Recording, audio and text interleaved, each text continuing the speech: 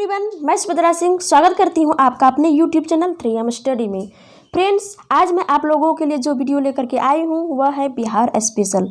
आज से मैं आप लोगों को बिहार स्पेशल का वीडियो प्रोवाइड करा रही हूं और आज का जो बिहार स्पेशल का वीडियो है उसको हम लोग मोटिवेशनल कोट्स के साथ स्टार्ट करेंगे ताकि आप लोग मोटिवेट होकर के पढ़ सकें और अपने गोल को अचीव कर सकें। तो आइए हम लोग आज का जो मोटिवेशनल कोर्स है क्या है उसको देखते हैं और हम लोग मोटिवेट होकर के पढ़ाई करते हैं। तो आज का जो मोटिवेशनल कोट है आपका कि दोस्तों, जिंदगी में लक्ष्य या मुकाम पाने के लिए सबसे आवश्यक चीज़ जो होता है मेहनत तथा धैर्य है। अगर आप ईमानदारी से मेहनत करते हुए तथा कभी भी धैर्य ना खोते हुए अपनी मंजिल की तरफ कदम बढ़ाते हैं तो दुनिया की कोई भी ताकत तथा कोई भी अड़चन आपको सफल होने से नहीं रोक सकती है। लेकिन कई बार ऐसा होता है कि जब हमें लगातार मेहनत करने के बाद भी सफलता नहीं मिलती है तो हम निराश होकर के प्रयास करना ही छोड़ देते हैं। लेकिन आपको कभी भी निराश नहीं होना चाहिए, बल्कि ऐसे समय पर आपको एक बार और पूरी ताकत के साथ प्रयास करने की ज़रूरत होती है। तो चलिए फिर हम लोग आज जो है इसी एनर्जी के साथ आज के वीडियो को स्टार्ट करती हैं। और इस वीडियो में आप लोगों को 20 क्वेश्चन देखने को मिलेंगे और आप लोगों को इन 20 क्वेश्चन में से 15 क्वेश्चन को सही करना है। और जिसका 20 में से 15 क्वेश्चन सही हो जाता है तो उसका तैयारी बहुत ही बेहतर माना जाएगा और उसको और ज़्यादा तैयारी करने की ज़रूरत है। और जिसका 20 में से 15 सही नहीं हो पा रहा है तो उसको और ज़्यादा तैयारी करने की ज़रूरत है। तो चलिए फिर हम लोग आज के बिहार स्पेशल को स्टार्ट करते हैं और आज का जो आपका पहला क्वेश्चन है क्या है उसको देखते हैं। क्वेश्चन है आपका कि 600 ईसा पूर्व स्थापित 16 महाजनपदों में से कितने महाजनपद बिहार में स्थित थे? तो बिहार में जो कितने महाजनपद स्थित थे? 3। कितने जनपद थे यहाँ पे बिहार में? 3 महाजनपद जो थे कहाँ पर थे? बिहार में अवस्थित थे। और कौन कौन से? अंग, वज्जी को हम लोग लिच्छवी के नाम से भी जानते हैं, लिच्छवी और मगध। और वज्जी जिसको हम लिच्छवी के नाम से जानते हैं, लिच्छवी महाजनपद जो थे इसका विस्तार कहाँ से लेकर के कहाँ तक था? तो गंगा नदी के गंगा नदी के जो उत्तरी हिस्से में जो उत्तर बिहार है, क्योंकि गंगा नदी जो है बिहार को 2 वर्गों में वर्गीकृत करती है, उत्तरी बिहार एवं दक्षिणी बिहार। तो उत्तरी बिहार के जो वैशाली से लेकर के मुजफ्फरपुर तक के जो क्षेत्र में जो फैला हुआ था वह कौन से राज्य था या कौन सा महाजनपद था? तो वो लिच्छवी था। और मगध जो है गंगा नदी के दक्षिण में इसका विस्तार था, जैसे कि गया, नालंदा, उसके बाद इन क्षेत्रों में जो था मगध महाजनपद का विस्तार था। और अंग का विस्तार कहाँ से लेकर के कहाँ तक था? तो अंग का जो विस्तार था यह मुंगेर से लेकर के भागलपुर तक था। और अंग महाजनपद की जो राजधानी थी कहाँ थी? चंपा। और वज्जी की वैशाली थी राजधानी और मगध की गिरिव्रज, या जिसको कि हम लोग दूसरे नाम से भी जानते हैं, प्रेजेंट टाइम में राजगीर के नाम से जानते हैं गिरिव्रज को। तो ये भी आप लोग पॉइंट माइंड में रखेंगे। तो क्लियर? तो इस क्वेश्चन का आपका राइट आंसर हो गया ऑप्शन नंबर ए। अब आते हैं आपके क्वेश्चन नंबर 2 की ओर।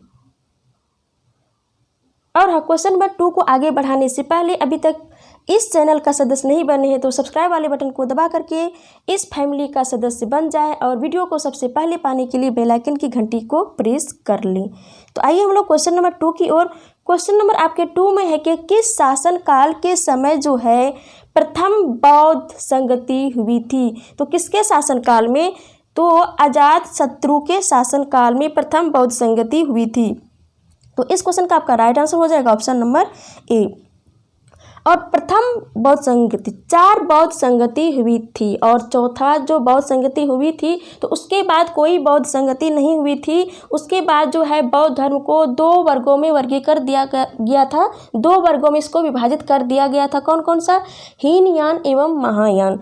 तो 4 बौद्ध संगति जो हुई थी, तो आइए हम लोग उसको भी थोड़ा सा डिस्कस कर लेते हैं। तो पहला जो बौद्ध संगति हुई थी किसके काल में? अजातशत्रु के काल में। और कब हुई थी? तो 483 ईस्वी ईसा पूर्व में, ईस्वी नहीं 483 ईसा पूर्व में प्रथम बौद्ध संगति हुई थी। और कहाँ पे हुई थी? राजगिरी में हुई थी। और इसकी जो अध्यक्षता किए थे, कौन किए थे? महाकश्यप ने किए थे। और कौन किसके शासनकाल में? तो अजातशत्रु के। दूसरा जो बौद्ध संगति हुआ था कब हुआ था? 383 ईसा पूर्व में हुआ था। और दूसरा जो हुआ था वैशाली में हुआ था। और किसके शासनकाल में? कालाशोक के शासनकाल में। और इसकी जो अध्यक्षता की थी द्वितीय बौद्ध संगति की, तो सबा कामी ने किए थे। और तृतीय बौद्ध संगति जो हुई थी कब हुई थी? 255 ईसा पूर्व में। फ्रेंड्स, तृतीय बौद्ध संगति जो हुई थी वह 255 ईसा पूर्व ईस्वी में भी कहीं कहीं कुछ बुक में आपको देखने को मिलेंगे। और कुछ बुक में जो है आपको 249 ईसा पूर्व में भी देखने को मिलेंगे। तो आप जो है तृतीय बौद्ध संगति के बारे में इन 2 डेट को आप लोग माइंड में रख लेंगे, क्योंकि एग्जाम में हो सकता है कि आपको इन दोनों आपको वहाँ पे देखने को मिले। और किस तरह से ये दोनों आपको देखने को मिल सकते हैं कि आपको यदि इस तरह का क्वेश्चन आ जाता है कि तृतीय बौद्ध संगति जो हुई थी कब हुई थी, तो ऑप्शन में आपको 4 ऑप्शन देंगे। और 4 ऑप्शनों में से आपको यदि 255 ईसा पूर्व देंगे तो 249 ईसा पूर्व नहीं देंगे। और यदि 249 ईसा पूर्व देंगे तो 255 ईसा पूर्व नहीं देंगे। तो इसीलिए तृतीय बौद्ध संगति के बारे में इन दोनों डेट को आप लोग माइंड में रख लेंगे। और आगे बढ़ते हैं कि यह जो हुई थी कहाँ पर हुई थी? कौन से स्थान पर? तो पाटलिपुत्र में हुई थी। और किसकी अध्यक्षता में? मोगलीपुत्र तिस्य के अध्यक्षता में। और किसके शासनकाल में? अशोक के शासनकाल में हुई थी। और चतुर्थ बौद्ध संगति जो हुई थी कब हुई थी? ईस्वी की प्रथम शताब्दी में। कब? ईस्वी की प्रथम शताब्दी में हुई थी। और यह कहाँ पे हुई थी? कुंडलवन कश्मीर में हुई थी। और इसकी अध्यक्षता कौन किए थे? वसुमित्र किए थे। और इसके जो उपाध्यक्ष थे अश्वघोष थे। अध्यक्ष थे वसुमित्र और उपाध्यक्ष थे अध्यक्ष थे वसुमित्र और उपाध्यक्ष थे अश्वघोष। और किसके शासनकाल में? कनिष्क के शासनकाल में जो है चौथा बौद्ध संगति हुआ था। और उसके बाद कोई भी बौद्ध संगति नहीं हुआ था, क्योंकि चतुर्थ बौद्ध संगति के बाद जो है बौद्ध धर्म को 2 वर्गों में वर्गीकृत किया गया, एक हीनयान एवं महायान।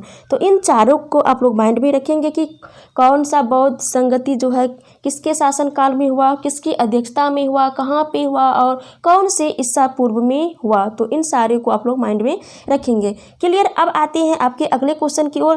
क्वेश्चन नंबर आपके 3 में है कि भगवती सूत्र कौन से धर्म से संबंधित है? तो भगवती सूत्र जो है यह एक साहित्य है। भगवती सूत्र क्या है? एक साहित्य है। और यह जो है जैन धर्म से संबंधित है। कौन से धर्म से? जैन धर्म से संबंधित है। तो क्लियर? अब बढ़ते हैं आपके अगले क्वेश्चन की ओर। क्वेश्चन नंबर आपके 4 में है कि बौद्ध धर्म के इतिहासकार कौन थे? तो कौन थे? तिब्बती इतिहासकार थे लामा तारानाथ। कौन? लामा तारानाथ जो थे यह बौद्ध धर्म के इतिहासकार थे। तो इस क्वेश्चन का आपका राइट आंसर हो जाएगा ऑप्शन नंबर सी। और चाणक्य जो है अर्थशास्त्र लिखे हैं।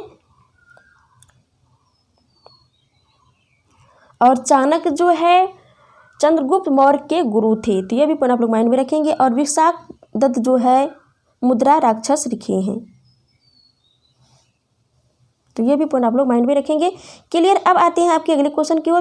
क्वेश्चन नंबर आपके 5 में है कि बिहार के लोगों की चर्चा सबसे पहले किस वेद में की गई है? तो बिहार के लोगों की चर्चा जो है सबसे पहले कौन से वेद में की गई है? तो ऋग्वेद में की गई है। किसमें? ऋग्वेद में की गई है। और ऋग्वेद में जो बिहार के लोगों की जो चर्चा की गई है, तो बिहार के लोगों को कीकट के नाम से पुकारा गया है। और अथर्ववेद में भी बिहार के लोगों की चर्चा मिलती है, लेकिन इसमें जो है बिहार के लोगों को किस नाम से जाना गया है? व्राज। किसके? व्राज नहीं, व्रात्य। तो ये भी पॉइंट आप लोग माइंड में रखेंगे। और यहाँ पर एक क्वेश्चन बनता है कि यहाँ पे हम लोग क्या डिस्कस किए क्वेश्चन नंबर 5 में कि बिहार के लोगों की चर्चा सबसे पहले किस वेद में की गई है। यदि क्वेश्चन इस तरह से आ जाए कि बिहार के भौगोलिक वर्तमान जो बिहार है हमारे, तो वर्तमान बिहार के भौगोलिक चित्र का जो वर्णन जो मिलता है या चर्चा हुई थी तो सबसे पहले कहाँ पे हुई थी। यह भौगोलिक के बारे में पूछा जाए कि भौगोलिक बिहार के भौगोलिक क्षेत्र की चर्चा कहाँ पे मिलती है तो वह शतपथ ब्राह्मण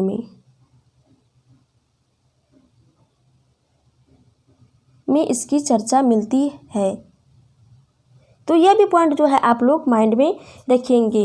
यदि बिहार के लोगों की चर्चा पूछ दे कि बिहार के लोगों की चर्चा सबसे पहले कहाँ हुई थी, किसमें की गई थी, कौन से वेद में, तो वह ऋग्वेद में हो गया। लेकिन यदि ये पूछा जाए कि बिहार की भौगोलिक जो रचना है उसका वर्णन सबसे पहले इसकी चर्चा भौगोलिक वर्णन के बारे में चर्चा कहाँ पर की गई थी, कहाँ से मिलता है, तो वह शतपथ ब्राह्मण से मिलता है। किससे मिलता है? शतपथ ब्राह्मण से मिलता है। तो यह पॉइंट आप लोग माइंड में रखेंगे। और बिहार के भौगोलिक क्षेत्र की जो चर्चा मिलती है तो वह कब मिली थी शतपथ ब्राह्मण में, तो वह जो है 800 ईसा पूर्व में मिली थी। तो यह भी पॉइंट जो है आप लोग माइंड में रखेंगे। क्लियर। अब आते हैं आपके अगले क्वेश्चन की ओर। तो क्वेश्चन नंबर 5 का आपका आंसर हो गया ए, ऋग्वेद में सबसे पहले जो बिहार के लोगों की चर्चा मिलती है। अब है आपका क्वेश्चन नंबर 6 में है आपका कि हर्यक वंश के संस्थापक कौन थे। तो हर्यक वंश के जो संस्थापक थे कौन थे? बिंबिसार। कौन थे हर्यक वंश के संस्थापक? बिंबिसार थे। तो इस क्वेश्चन का आपका राइट आंसर हो जाएगा ऑप्शन नंबर बी। क्लियर। और बिंबिसार के जो पुत्र थे वह कौन थे? अजातशत्रु। अजातशत्रु जो थे ये अपने पिता की हत्या करके राजगद्दी प्राप्त की थी। और अजातशत्रु के जो पुत्र थे कौन थे? उदयीन थे, जो कि उदयीन भी पितृहंता थे, इसने जो है अपने पिता अजातशत्रु की हत्या करके राजगद्दी को प्राप्त किए थे। तो ये भी पॉइंट आप लोग माइंड में रखेंगे। क्लियर। अब आते हैं आपके अगले क्वेश्चन की ओर।